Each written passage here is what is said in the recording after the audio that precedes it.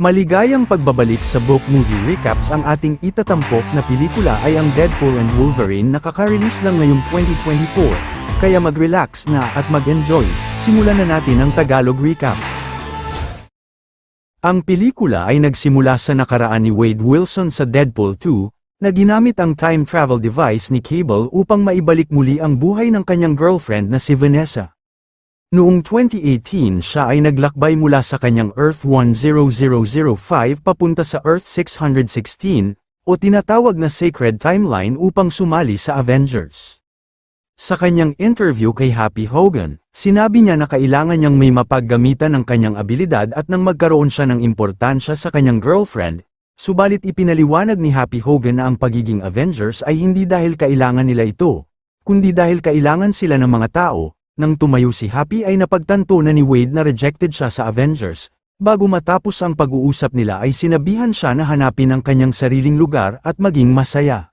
Pagkalipas ng 6 na taon, si Wade ay nagtatrabaho na ngayon bilang salesman ng mga used cars at nag-retire na sa pagiging nakamaskarang mercenary na si Deadpool. Kasama niya sa trabaho si Peter Wisdom na nagtatago pa rin ng suit ni Deadpool sa kanyang locker. Sa kanyang kaarawan ay sinupresa siya ng kanyang mga kaibigan. Natuwa si Wade dahil sa nakasama niya ang lahat ng taong nagmamahal sa kanya. Kasama na rito ang kanyang ex-girlfriend na si Vanessa. Nang hinipa niya ang kandila ay biglang may kumatok sa pinto. Siya ay hinuli ng mga Time Variance Authority or TVA at dinala kay Mr. Paradox. Ipinaliwanag niya na sila ay isang organization of time na nagmo-monitor sa Sacred Timeline at sa malawak na multiverse. Agad na sinabi ni Wade na sinira na niya ang device ni Cable, ngunit hindi naman yun ang pakay nila kay Wade. Ipinahayag ni Mr. Paradox na si Wade daw ay special at siyang napili para sa isang mataas na purpose upang mailigtas ang Sacred Timeline mula sa pagkasira. Sinabi pa nga niya na pwedeng maging isang superhero si Wade at makasama ang Avengers. Inalok siya ni Mr. Paradox na magtrabaho para sa kanya at pagkatapos ay isinuot na ni Wade ang kanyang Deadpool suit. Sa tulong ng isang tailor na tinawag niyang Beardo, ang pinaka-nagustuhan niya ay ang kanyang mga adamantium katana. Itinuloy ni Paradox ang pagpapaliwanag kay Deadpool, na ang kanyang timeline ay nasisira na dahil ito sa pagkamatay ng kanilang anchor being na si Logan o mas kilala sa pangalang Wolverine. Pagkatapos ay ipinakita niya ang isang device na tinatawag na Time Reaper. Balak ni Paradox na pabilisin na ang proseso ng pagsira ng dying timeline. Imbes na maghintay pa ng thousands of years bago ito tuluyang masira, sinabi niya kay Wade na pwede siyang ibalik muli sa Sacred Timeline kung makikipagtulungan siya kay Paradox. Sumang-ayon si Wade subalit hindi sa gusto ni Paradox kundi ang hanapin si Wolverine at sa pagbasag ng ilong nito, kinuha niya ang tempad at ginamit ito papunta sa libingan ni Logan. Sa paniniwalang buhay pa siya ay hinukay niya ito sapagkat katulad niya ay mayroong regenerative healing ability si Wolverine. Nang nakita na niya ang labi ni Logan ay nagalit siya at pinagpapalo ito ng pala. Sumunod ay kinakausap na niya ang adamantium skeleton at malungkot na ipinahayag na kailangan talaga niya ng tulong ni Logan. Ilang saglit pa, ay may nagsidatingan na grupo ng mga Minutemen at pinatugtog na sa background ang Bye Bye Bye song ng NSYNC. Sa unang pagkakataon ay nakatambal niya sa laban si Wolverine, ngunit bilang kalansay na ginawa niyang sandata laban sa mga kalaban, mahusay niyang napakinabangan ang adamantium bones ni Logan at pasayaw-sayaw pa nga siyang nakikipaglaban na parang di talaga uubra sa kanya ang mga ito. Nang naglaon ay isinuot pa niya ang claws ni Wolverine, at tinapos ang huling kalaban ng isang katana. Nag-time travel si Deadpool para hanapin ang Logan na aangkop sa kanyang timeline bilang pamalit. Iba't ibang variants ni Logan ang kanyang nakita, mayroong matanda na bersyon, may maliit, mayroong sugarol, at mayroon ding mga agresibo na Logan na pinagtutusok siya. Napadpad din siya sa isang variant na kung saan ay kasama nito si Hulk. Ang pinaka-boring na bersyon na kanyang nakita ay ang Wolverine na ito na nakapako. Sa bandang huli ay nakahanap siya ng Logan na nasa bar at sa tingin niya ay babagay ang bersyon na ito sa kanyang mundo. Sa una ay ayaw pumayag na sumama kay Deadpool, ngunit sa sobrang kalasingan ay kinaladkad na lang siya ni Deadpool at dinala sa TVA headquarters.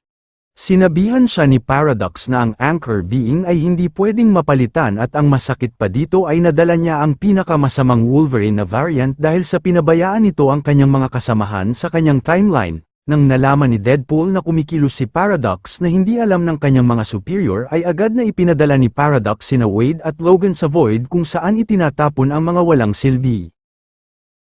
Sa galit ni Wolverine ay sinugod niya si Deadpool ng maraming beses at nagpatuloy pa sa pag-atake si Logan nang ininsulto siya ni Wade tungkol sa kanyang universe dahil sa ayaw siyang tulungan ni Logan sa timeline niya.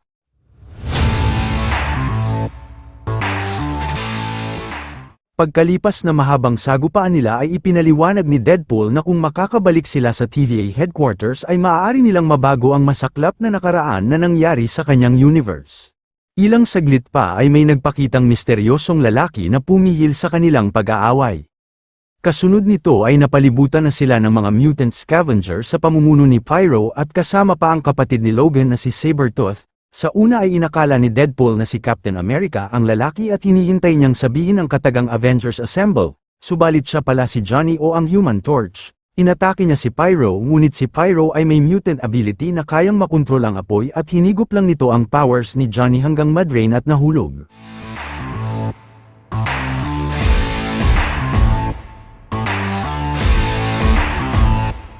Mabilis na tinapos ni Wolverine ang umatake na si Sabretooth at naputol pa nga ang ulo nito.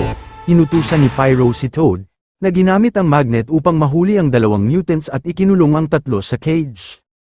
Ipinaliwanag ni Johnny na siya ay miyembro ng Resistance at sa Void ay dalawa lang ang maaari nilang mapupuntahan, maaari silang magtrabaho sa leader ng Scavengers at kung tumanggi sila ay ipapakain sila kay Alayot. Dinala sila sa lugar ng mga Scavengers na isang higanteng struktura ni Ant-Man. Nang naglaon ay nagpakita na ang leader na si Cassandra Nova, isang sadistic at makapangyarihang nilalang na kakambal ni Charles Xavier.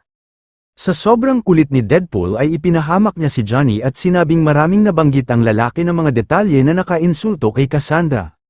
Dagdag pa dito ay matagal na niyang hinahunting si Johnny, sa isang iglap ay nawalan ng buhay si Johnny, kasunod nito ay umatake si Logan ngunit ibinaon siya sa lupa at kinaladkad papalayo. Nabanggit ni Cassandra na kaya niyang ibalik sina Wade sa timeline nila pero ipinasok niya ang kanyang kamay at nakita ang eksena kung saan nakipaghiwalay si Vanessa sa kanya at nasabihan na wala itong halaga sa babae. Di nagtagal ay tinusok siya ni Logan.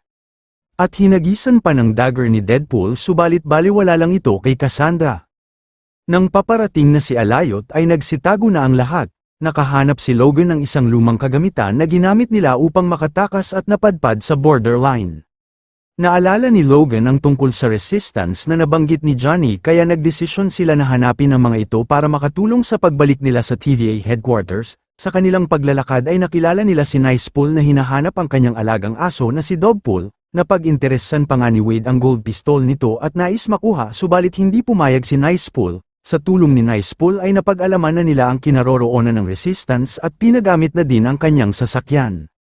Habang nasa daan ay umiral na naman ang kakulitan ni Deadpool at may nasabi siya na hindi nagustuhan ni Logan.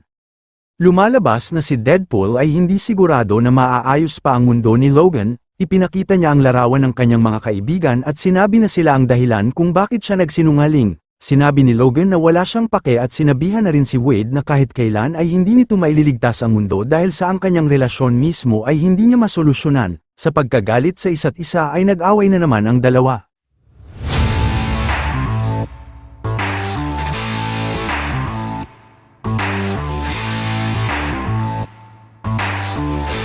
Matapos ang mahabang sagupaan ay napagod ang dalawa, hindi na nila namalaya na dinala na sila ng isang miyembro ng Resistance na si X-23 o mas kilala sa pangalang Laura. Nakatagpo nila ang iba pang miyembro na sina Elektra, Blade, Gambit at kasama sa team ang namatay na si Johnny. Nagmungkahi si Wade ng alliance laban kay Cassandra, sinang-ayunan naman agad ito ng grupo dahil sa nais nilang maalala sila muli ng tao at makapag-iwan ng legacy. Napagplanuhan nila na gagamitin ang helmet ni Juggernaut para ma-disable ang powers ni Cassandra. Napapayag lang si Logan na mag-join sa team nang nagkaroon sila ng dibdibang pag-uusap ni Laura. Pagkaalis ng team ay dumating si Pyro na may lihim na kasunduan kay Paradox. Inireport niya na sina Deadpool ay magsasagawa ng pag-atake laban kay Cassandra. Sinabihan siya ni Paradox na tapusin na si Cassandra dahil sa siya ay malaking banta sa kanyang plano. Sumunod na araw habang nasa kotse, ang team ay pinasabog ang hideout ng mga Scavengers gamit ang rocket launcher ni Blade. Pagkapasok nila ay nagsilabasan na rin ng maraming mutants. Pagkalabas ni Logan mula sa likod ng kotse ay nagsimula na rin ang kanilang matinding sagupaan laban sa napakaraming mutants ni Cassandra. Gamit ang kanilang mga sandata at style sa pakikipaglaban ay mahusay nilang napabagsak ang mga kalaban. Si Gambit ay ginamit ang kanyang mga baraha at bow staff, habang si Blade ay mahusay na ginamit ang kanyang espada at pistol, gayon din si Elektra sa kanyang sandata na Twin Sai. Habang kinakaharap ng resistance ang mga kalaban ay nagtungo na sina Wade at Logan kay Cassandra. Sa inis ni Cassandra kay Wade ay agad niya itong binalibag sa pader samantalang si Logan ay kinontrol ang mga claws nito. Mabilis na tinapos ni Laura ang kanyang kalaban na si Juggernaut upang makuha na ang helmet. Pinasok ni Cassandra ang isip ni Logan upang makita ang iniisip nito dahil mas interesado siya kay Wolverine kaysa kay Deadpool. Napag-alaman niya na si Logan ay nagtatago sa mga taong tinakbuhan niya na nagsanhi sa pagkamatay ng mga ito.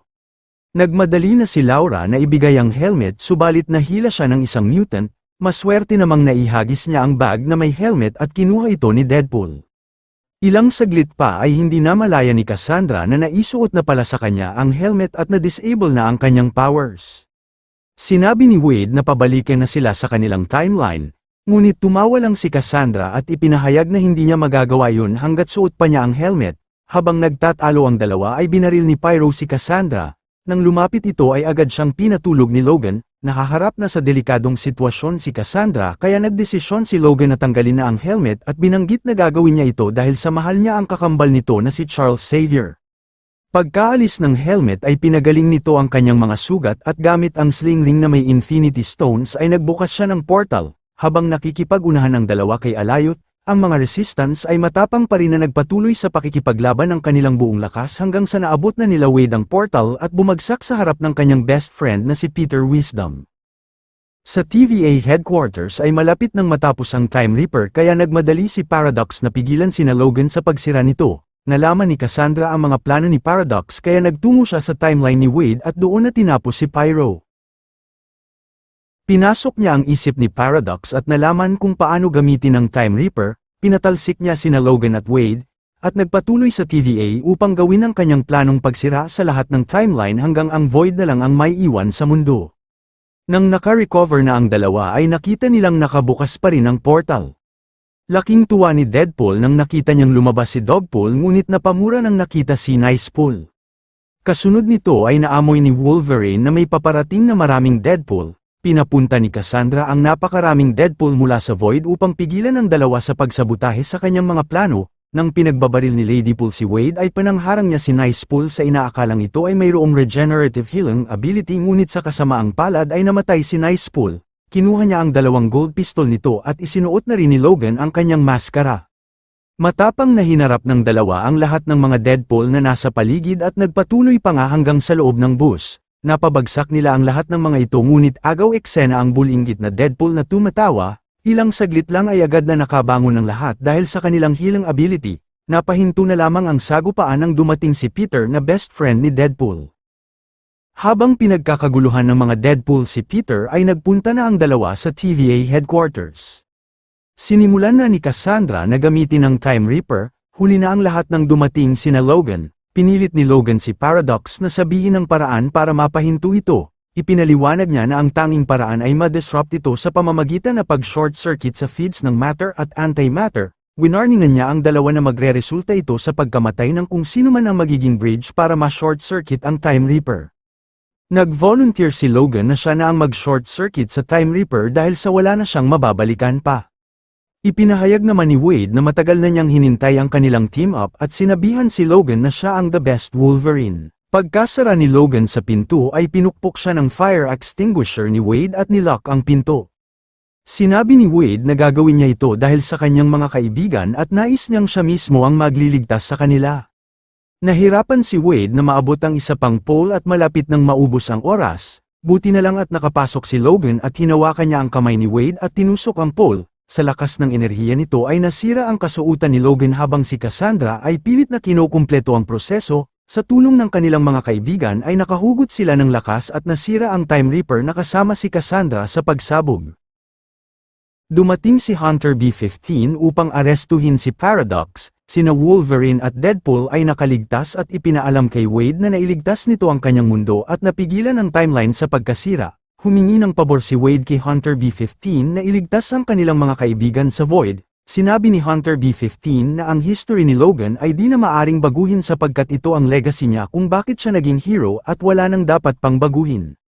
Sumunod na eksena ay inimbitahan ni Wade si Logan na kasama pa nga si Laura upang ma-meet ang kanyang mga kaibigan. Sinabihan ni Logan si Wade na makipagkasundo na kay Vanessa. Sa ending ng pelikula ay ipinakita ni Wade ang kanyang proof na sinabi talaga ni Johnny ang mga masasakit na salita tungkol kay Cassandra. Ano ang masasabi nyo sa pelikulang ito? Kung may nais kayong ikomento ay mag-comment lang sa baba. At kung nagustuhan nyo naman ang video na ito ay maaaring paki-like and subscribe para sa marami pang movie recap Tagalog. Hanggang sa susunod, salamat sa panunod.